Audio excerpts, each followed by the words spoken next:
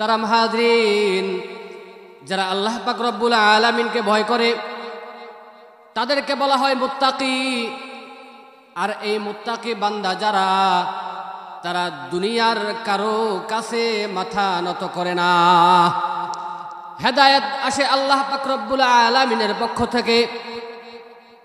আমার ভাইরা, আমার বন্ধুরা, এই জন্য সর্বহালতে সর্ব অবস্থায় হেদায়েতের দোয়া করা।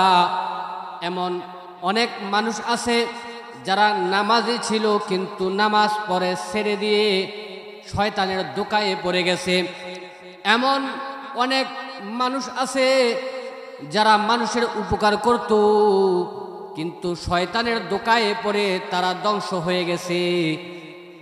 ঠিক তদ্রূপ যারা দ্বীনের পথে অটল থাকতে চায় তারা সর্বহালতে সর্ব অবস্থায় আল্লাহ পাক রব্বুল আলামিনের কাছে দোয়া করতে হবে। আল্লাহ পাক রব্বুল আলামিনের ভয়, আল্লাহ পাক রব্বুল আলামিন এর জাহান্নামের ভয় তাদের অন্তরে আসে যাদের অন্তরে আল্লাহ পাক রব্বুল আলামিনের ভয় থাকে। আমার ভাইরা, আমার বন্ধুরা, এজন্য সর্বহালতে আমাদের উচিত যেভাবে চললে আমাদের অন্তরে আল্লাহ পাক রব্বুল আলামিনের ভয় থাকবে সেইভাবে চলা। বনি ইসরাইলের এক ঘটনা।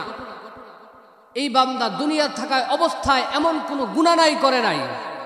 মুহতারাম হাজরিন, এই বান্দা দুনিয়াতে থাকা অবস্থায় এমন কোনো গুনাহ নাই করে নাই, কিন্তু তার মনের মধ্যে একবার আল্লাহ পাক রব্বুল আলামিনের ভয় ঢুকে গেছে।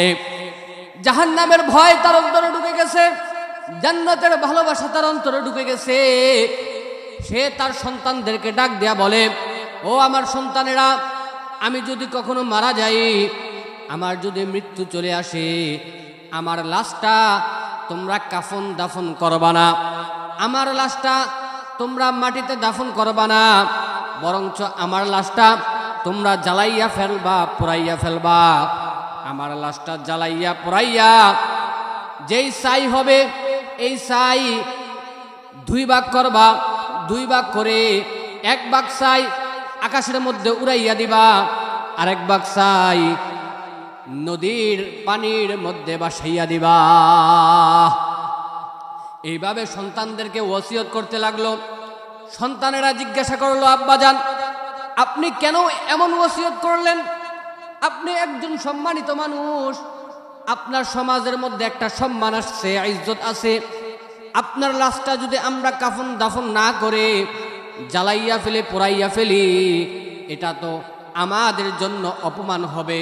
ও আব্বাজান, আপনি এমন ওসিয়ত করার কারণটা কি একটু বলেন?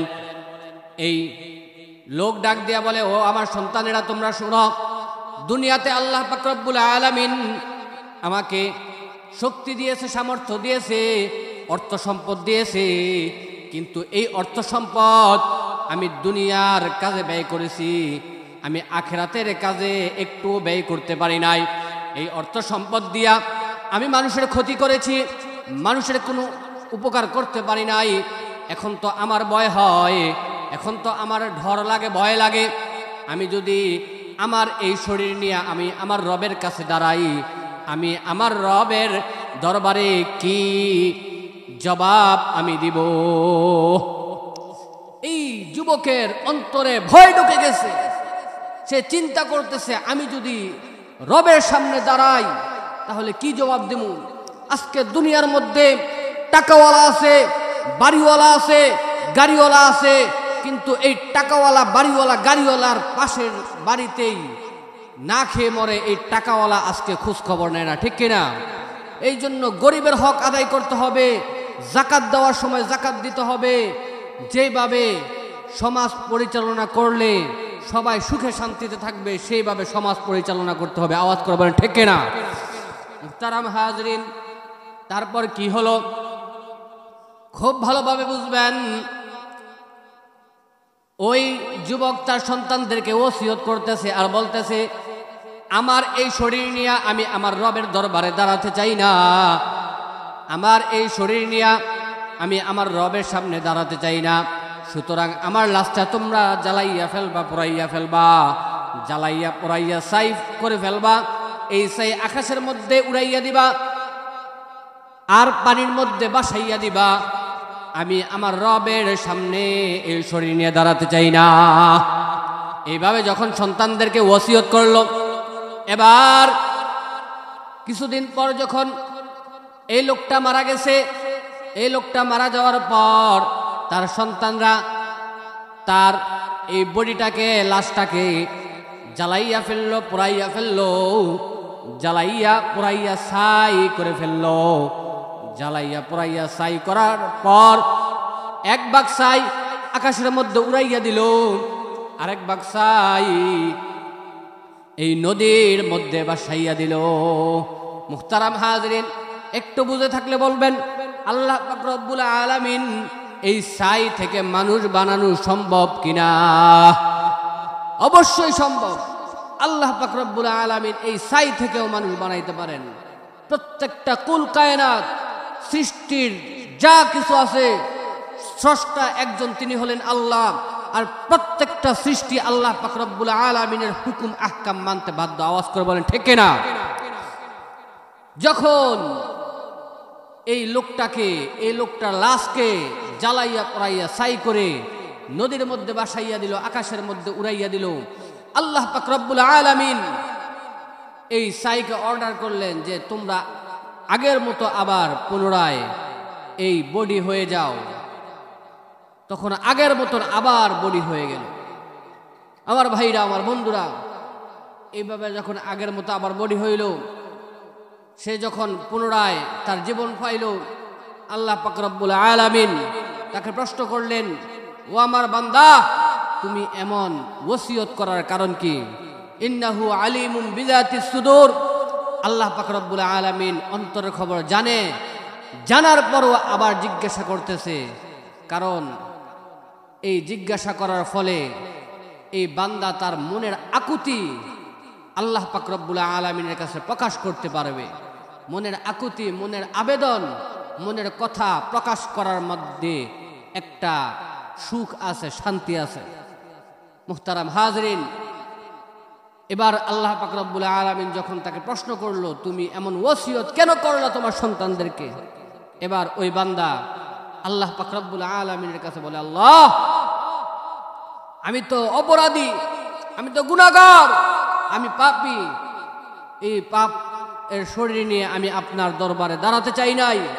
আমি আপনাকে ভয় করেছি, আমি আপনার উপর বিশ্বাস স্থাপন করেছি, আমি আপনার জাহান্নামকে ভয় করেছি, যার কারণে আমি আমার সন্তানদেরকে এমন ওসিয়ত করলাম।